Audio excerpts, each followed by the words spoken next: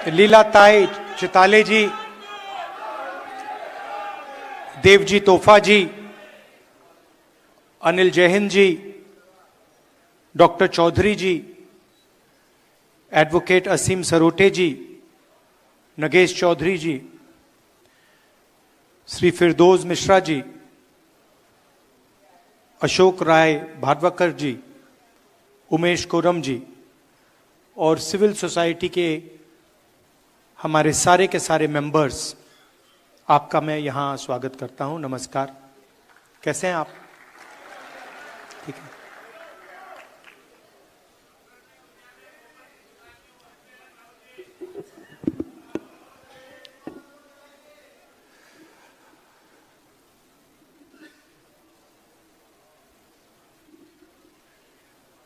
ऐसे अब हम 3-4 सम्मेलन कर चुके हैं। आपने आज डिस्कशन किया होगा, आपने अपने विचार रखे होंगे। अच्छा डिस्कशन होता है, एक प्रकार से क्लैरिटी और डायरेक्शन मिलती है। अभी आपने अंबेडकर जी और गांधी जी की बात की और हर सम्मेलन में अंबेडकर जी की बात होती है, गांधी जी की बात होती है, शिवाजी महाराज, महात्मा फूले जी, सावित्री फूले जी, संत तुकाराम जी, बहुत सारे नाम हैं, साहू महाराज जी, बिरसा मुंडा जी, अंबेडकर जी, गांधी जी, उसमें बुद्ध भगवान का नाम जोड़ा जाता है, बसवना, नारायण गुरु। हर प्रदेश में आपको ऐसे 2-3 नाम मिलेंगे।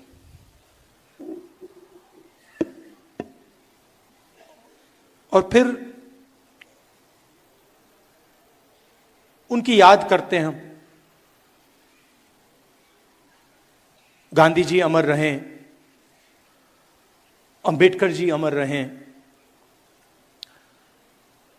हाथ जोड़ते हैं उनके सामने, माला लगती है। मगर सच्चाई है कि जब हम अंबेडकर जी की बात कर रहे हैं, गांधी जी की बात कर रहे हैं, तो हम एक व्यक्ति की बात नहीं कर रहे।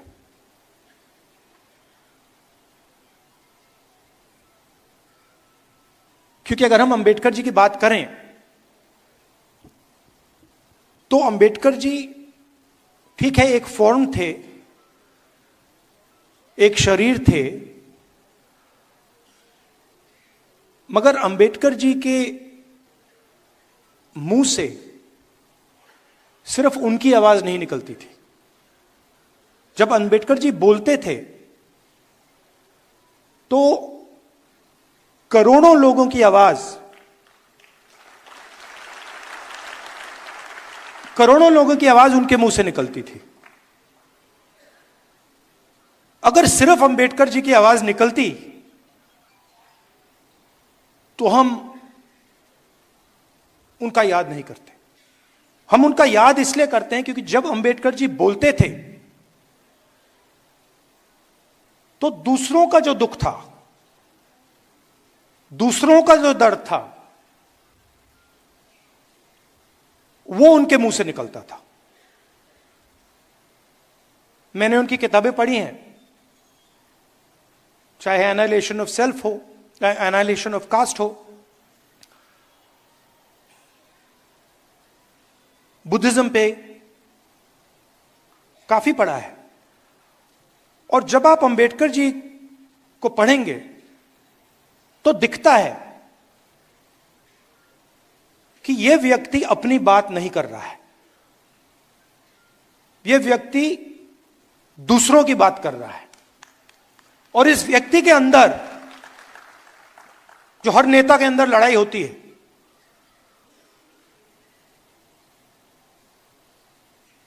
नेता के अंदर क्या लड़ाई होती है? नेता के अंदर मुझ में है, सब में है, मैं क्या चाहता हूं और जनता क्या चाहती है, इसके बीच में टेंशन होती है। अंबेडकर जी जैसे, गांधी जी जैसे लोग अपनी आवाज को बंद कर देते हैं और उनके मुंह से अपना दुख, अपना दर्द नहीं निकलता है। उनके मुंह से दूसरों का दर्द, दूसरों का दुख, दूसरे की आवाज निकलती है। तो जब हमने ये कॉन्स्टिट्यूशन, जब हमने, हिंदुस्तान ने, सिर्फ कांग्रेस पार्टी ने नहीं, सिर्फ महात्मा गांधी, जवाहरलाल नेहरू ने नहीं, हिंदुस्तान ने जब अंबेडकर जी से कहा कि अंबेडकर जी आप इस संविधान को बनाइए, कोऑर्डिनेट कीजिए, तो देश उनसे कह रहा था कि हम चाहते हैं कि इस संविधान में जो इस देश में करोड़ों दलित हैं, जो उनका दर्द है, जो रोज उनको सहना पड़ता है, जो उनका दुख है, वो दुख, वो आवाज इस कॉन्स्टिट्यूशन में गूंजनी चाहिए। और वो काम अंबेडकर जी ने किया। अब लोग कहते हैं कि अंबेडकर जी ने ये कॉन्स्टिट्यूशन आजादी के एकदम बाद बनाया। तो मैं आपसे पूछना चाहता हूं, क्या इस कॉन्स्टिट्यूशन में फूले जी की आवाज नहीं है? इसमें बुद्ध भगवान की आवाज नहीं है? बसवना, फूले जी, सावित्री फूले जी, इन सब की आवाज नहीं है? तो ये जो है, जिसकी आज हम रक्षा कर रहे हैं, ये हजारों साल पुरानी किताब है। इसके अंदर जो सोच है, ये एक, हम कह सकते हैं कि ये मॉडर्न वर्जन है, 20th सेंचुरी का वर्जन है, मगर इसमें जो सोच है वो हजारों साल पुरानी है।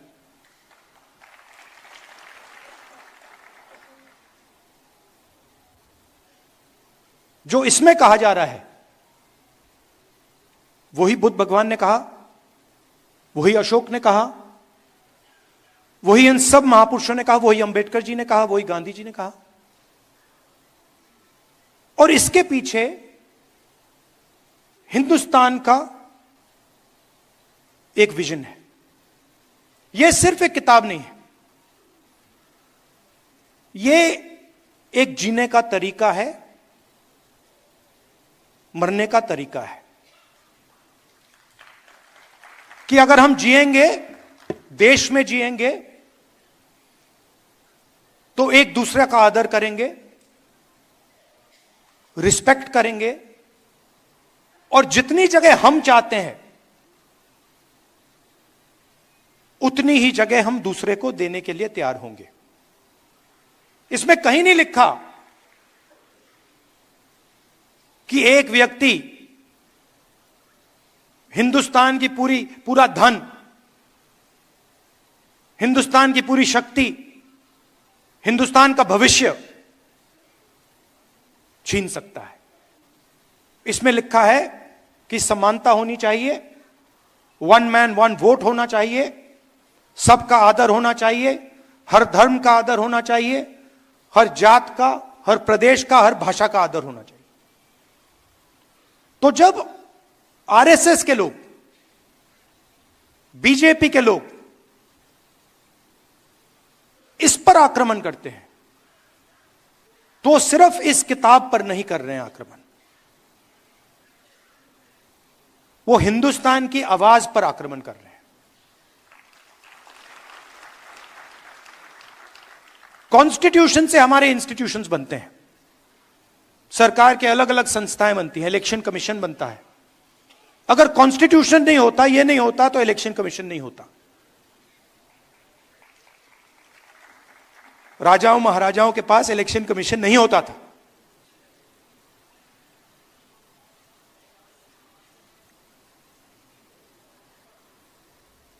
तो इससे हिंदुस्तान का education system,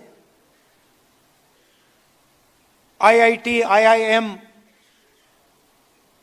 primary education system, secondary education system, यह सब निकलता है। पब्लिक अस्पताल यहां से आते हैं। इसको आप मिटा दीजिए, आपको एक पब्लिक अस्पताल नहीं मिलेगा, एक पब्लिक स्कूल नहीं मिलेगा, एक पब्लिक कॉलेज नहीं मिलेगा, सब गायब हो जाएगा।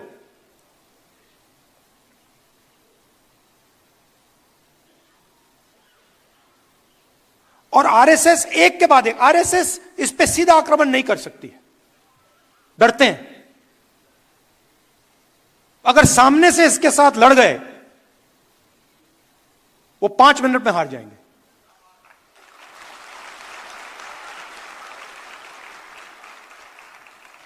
सामने से नहीं आ सकते।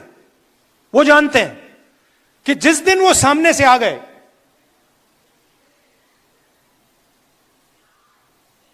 उसी दिन कहानी खत्म हो जाएगी। तो छुप के आते हैं, अलग अलग शब्दों के पीछे छुप के आते हैं। विकास, प्रगति, इकोनॉमी, अलग अलग शब्दों के पीछे छुप के आते हैं, मगर लक्ष्य पीछे से इसमें छुरा मारने का है। अच्छा, दम होता तो आगे से आते, दम होता तो कहते भैया आ रहे हैं, और हम भी कहते भैया आ जाओ।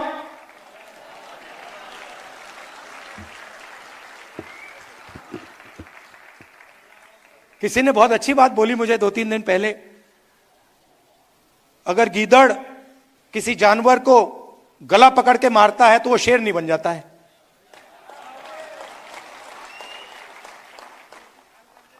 तो सामने से नहीं आते, पीछे से आते हैं, छुप छुप के आते हैं। शिशु मंदिर के पीछे छुपकर, एकलव्य स्कूल के पीछे छुपकर। सच्चाई है, मैंने अभी देखी, बड़ी सी बिल्डिंग है,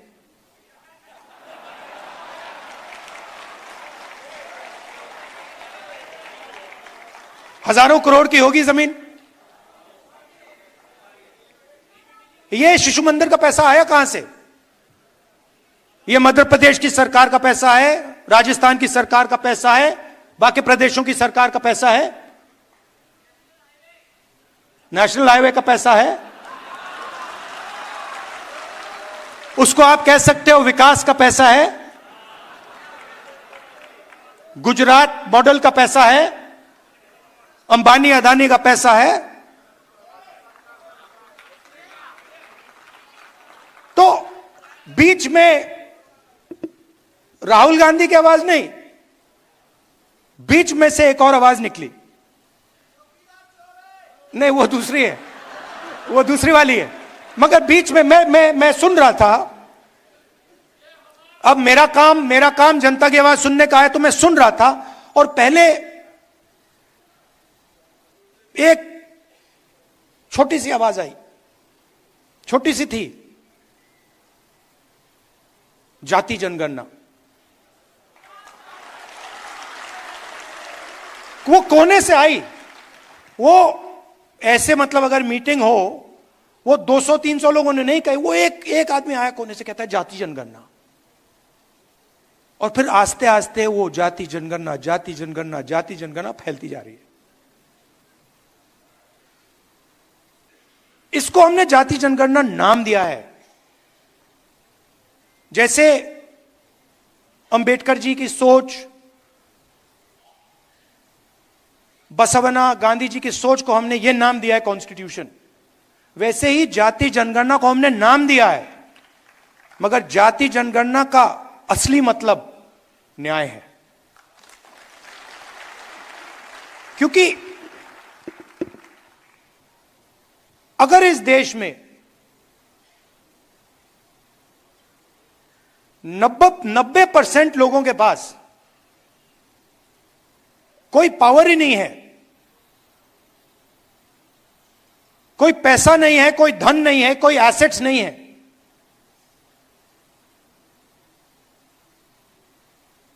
तो उनका क्या मतलब है? आपने कहा,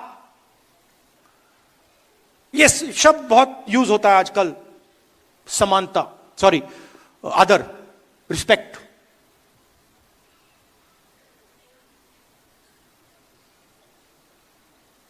मेरी सोच है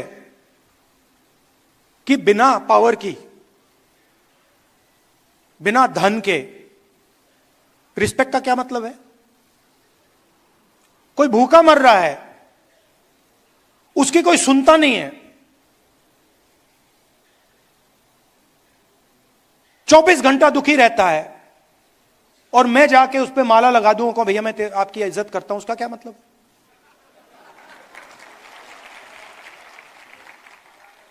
उससे अच्छा उसे शक्ति दो, उसके लिए रास्ते खोलो,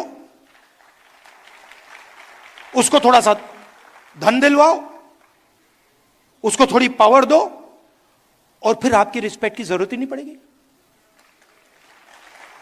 फिर वो अपने आप रिस्पेक्ट ले जाएगा, है ना?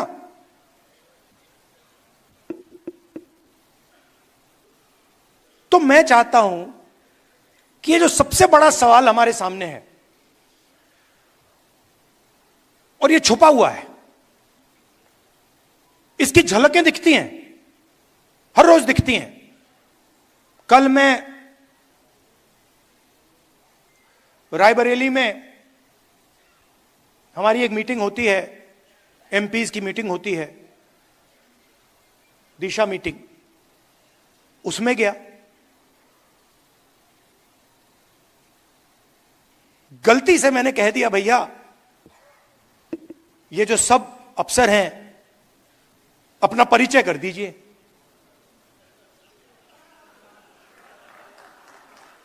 गलती से कह दिया मैंने। अब परिचय शुरू हुआ, उसमें मुझे एक दलित नाम ना सुनाई दे, एक ओबीसी नाम ना सुनाई दे। फिर मैंने पता लगाया, मैंने अपने सेक्रेटरी से कहा, भैया ये इन सब के नाम निकालो और पता लगाओ इनमें से ओबीसी कितने हैं, दलित कितने हैं, आदिवासी कितने हैं, माइनॉरिटी के कितने हैं। झलक दिखी, 80%। एक दो कम्युनिटीज के, बाकी कोई नहीं। झलक दिखी। कभी कभी मैं गंगाराम अस्पताल चला जाता हूं, वहां पे दिखती है। वहां पे मैं ढूंढता हूं, भैया ये कोई दलित डॉक्टर दिख जाए मुझे, एक आदिवासी डॉक्टर दिख जाए मुझे, एक ओबीसी डॉक्टर दिख जाए। कॉर्पोरेट इंडिया में देखता हूं, भैया नाम मिल जाए एक। 500 कंपनियां हैं, 16 लाख करोड़ रुपया मोदी जी ने माफ किया है, 20-25 लोगों का मैं देखता हूं, भैया इनमें से एक मिल जाए दलित, एक आदिवासी यहां मिल जाए, एक जनरल कास्ट का गरीब मिल जाए, ओबीसी मिल जाए, कोई नहीं मिलता। तो अगर आप देखना चाहते हो, सब जगह दिखेगा।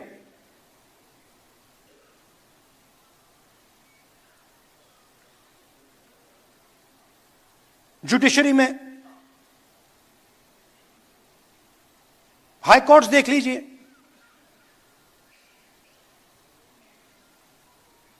बड़े बड़े अफसरों को देखिए, 90% हिंदुस्तान उसमें आपको दिखेगा ही नहीं। और आजकल तो मैं मतलब डेटा का टाइम है, मैं तो निकालता रहता हूं, मेरे पास लिस्ट है, कभी मैं आपको दिखा दूंगा, चौंक जाओगे आप लोग, ये हो क्या रहा है।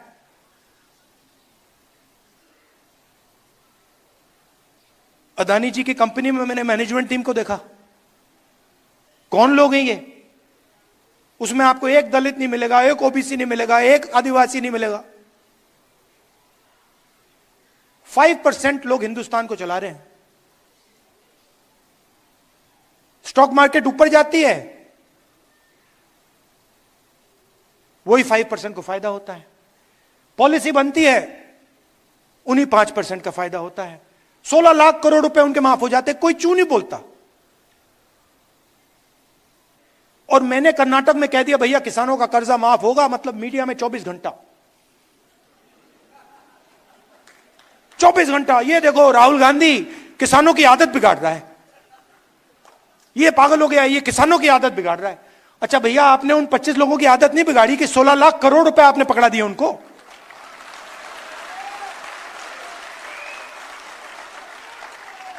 तो जहां भी कोई 90% की बात करे वो आदत बिगाड़ना है। अलग अलग शब्द यूज होते हैं। किसान अगर अपना बैंक लोन वापस ना दे, उसको लाठी मार के जेल में डाल देते हैं, कहते हैं डिफॉल्टर हो तुम, कहते हैं ना। और अदानी जी 1 लाख करोड़ रुपए वापस ना दे तो उसको क्या कहते हैं?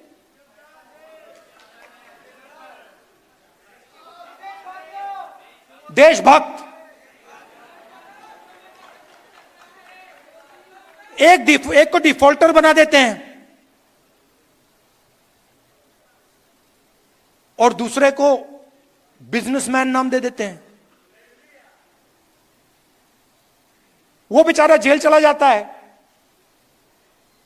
और ये प्राइवेट हवाई जहाज में मतलब विदेश जाता है। और इसको हिंदुस्तान में हम विकास कहते हैं। प्रगति, डेवलपमेंट, विकास, ये शब्द हैं। अरे भाई, किसका विकास, किसकी प्रगति, किसका डेवलपमेंट, ये भी बता दो।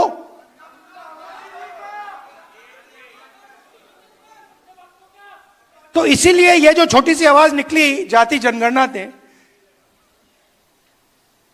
इसने मोदी जी की नींद बंद कर दी। नहीं, मेरे वजह से नहीं हुआ भैया, मैंने जो आपको बोला, ये मेरा काम, मैं एम्पलीफायर हूं।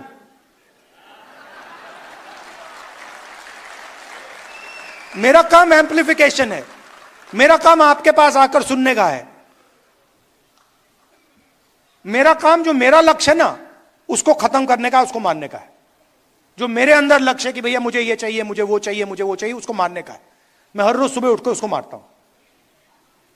और मेरा काम आपकी आवाज, जो हिंदुस्तान के गरीब लोग हैं, उनकी आवाज सुनने का है। ये मुझ में कोई कंफ्यूजन नहीं है।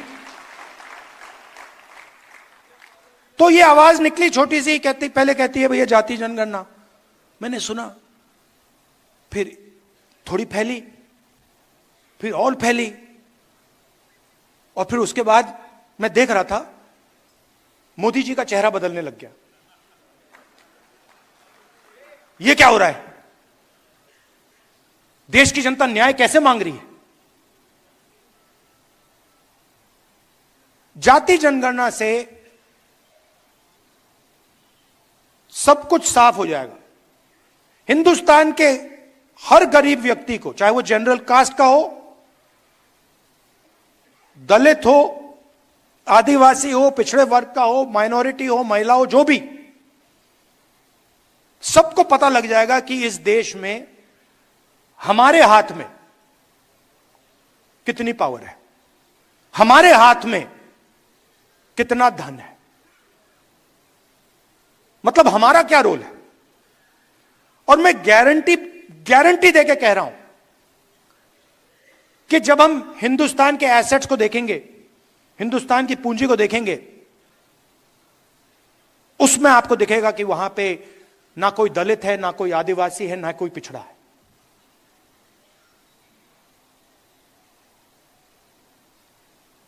और ये जो जाति जनगणना है, ये जैसे मैंने आपसे कहा, ये किताब नहीं है,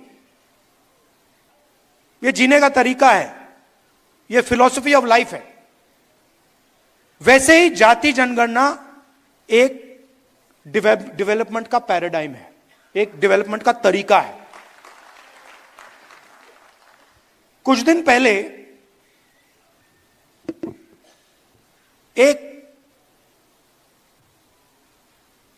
दुनिया में एक बहुत बड़ा इकोनॉमिस्ट है, नाम नहीं लूंगा, वो इनइक्वालिटी पे काम करता है। तो मेरी उसके साथ बात हुई, मैंने उससे पूछा, वो प्रेजेंटेशन दिया उसने मुझे, और उसने मुझे कहा, राहुल, हिंदुस्तान दुनिया में सबसे अनइक्वल देशों में है। और फिर मैंने उनसे कहा, भैया आप एक बात बताइए, आपने हिंदुस्तान की एनालिसिस कर दी, आपने प्रेजेंटेशन दे दिया मुझे, मगर इस पूरे प्रेजेंटेशन में आपने एक बार जात शब्द का प्रयोग नहीं किया। मतलब जो इनइक्वालिटी का सोर्स है, जहां से इनइक्वालिटी निकल रही है, उसकी तो आपने चर्चा ही नहीं की।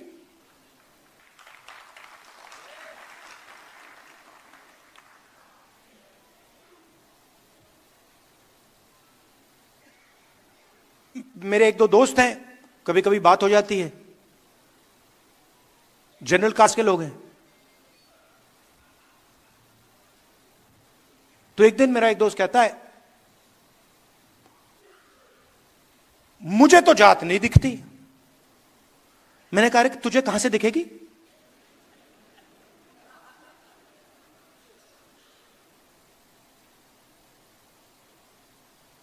जात नहीं है क्योंकि मुझे नहीं दिखती, आपको नहीं दिखेगी वो। अगर आप उसको देखना चाहते हो तो आपको ढूंढना पड़ेगा, मगर दलित को नहीं ढूंढनी पड़ेगी। दलित को रोज दिखती है, पिछड़ों को रोज दिखती है, आदिवासियों को रोज दिखती है, महिलाओं को भी दिखती है। तो जाति जनगणना से क्लैरिटी आ जाएगी, नया पैराडाइम बनेगा। और इसीलिए बीजेपी के लोग, आरएसएस के लोग, मैं आपको बता रहा हूं, अभी वहां पे डिस्कशन चल रहा है जाति जनगणना के बारे में, बड़ी मीटिंग चल रही है, क्या पोजीशन लें, क्या कहना चाहिए। मैं कहना चाहता हूं, कुछ भी कर लो, जाति जनगणना होने वाला है।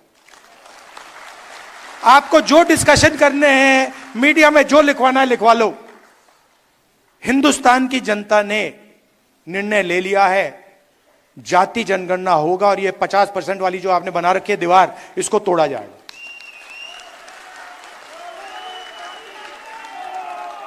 तो ये आस्ते आस्ते आवाज बढ़ती जा रही है, इसको रोका नहीं जा सकता। हमारा काम आपका काम एम्प्लीफिकेशन का है, समझाने का है कि देखिए, जाति जनगणना से संविधान बचेगा। अगर जनता को पता लग गया कि उनके साथ क्या अन्याय हो रहा है, तो एकदम इस किताब को पकड़ लेंगे और इसकी ये बच जाएगा। तो आप एम्पलीफायर हो, मैं भी एम्पलीफायर हूं, आप भी एम्पलीफायर हो। हमें देश को बताना है कि गरीबों के साथ, 90% लोगों के साथ इस देश में अन्याय हो रहा है, रोज होता है, और उसके खिलाफ हम सब लड़ रहे हैं। और पहले 2 कदम, जाति जनगणना और 50% की दीवार, यह है। अब मोदी जी कहते हैं, आपने सुना होगा, जब भी मैं जाति जनगणना की बात करता हूं, मोदी जी कहते हैं देखिए राहुल गांधी देश को बांटने की कोशिश कर रहा है। कहते हैं ना, मैं देश को बता रहा हूं कि 90% लोग इस देश की प्रगति में शामिल ही नहीं है। मैं देश को बता रहा हूं कि कॉर्पोरेट इंडिया में, मीडिया में, जुडिशरी में 90% लोग हैं ही नहीं। 100% करेक्ट। अच्छा, अगर आपको देखना है, अगर आपको आदिवासी, दलित, पिछड़े लोग देखने हैं, मैं आपको बता दूंगा कहां मिलेंगे। जेल में, मनरेगा की लाइन में, मैन्युअल लेबर में। ये जो सड़कें बनती हैं, ये जो इमारतें बनती हैं, ये जो इमारत बनी है, ये 90% ने बनाई है। ये जो है ये 90% ने बनाया है, मगर इसका फायदा उसको नहीं मिला, इस इमारत का फायदा उसको नहीं मिला।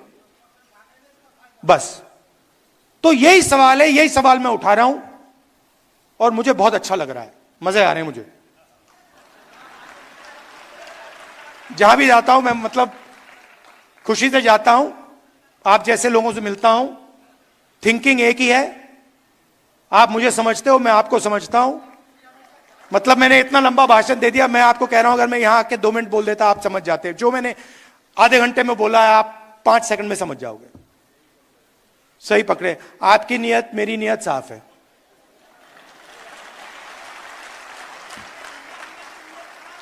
तो एक टीम जैसे काम करना है और पहला लक्ष्य है जाति जनगणना और 50% वाली दीवार।